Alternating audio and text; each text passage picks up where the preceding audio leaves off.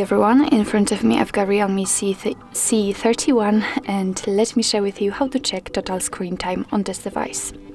So first of all, let's open the settings, and here we have to scroll down in order to find digital well-being and parental controls. Let's enter this option, and as you can see, if you will turn it on for the very first time, you will have to pick between the well-being and parental controls.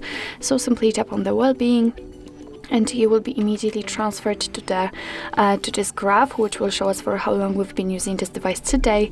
And as you can see, I've been using it for only 2 minutes.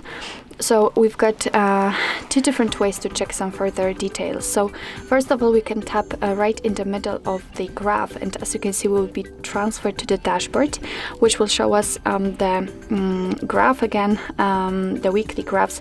We will be able to check how long we've been using this device in particular days, and under it we've got the list of apps which we've been using. We can go back, and the other way to check the details is to simply tap directly on the app. So if you will use more apps than me, because I've spent a lot of the time on the settings, you will be able to pick, for example, the settings or the camera or whatever app you're using and simply tap on it. And as you can see, we'll be transferred to the graph, which will show you the data connected only with this particular app. So you can change the screen time here to the notifications received and times opened, and from daily to hourly. Let's get back, and as you can see, you've got also the unlocks and notifications count. Under it, you've got the ways to disconnect, which is quite a cool option. You've got the dashboard, the bedtime mode, and focus mode, which simply means that if you will need the time for yourself, so for example, if you'd like to rest or if you'd like to work and so on, then you can set, for example, the focus mode.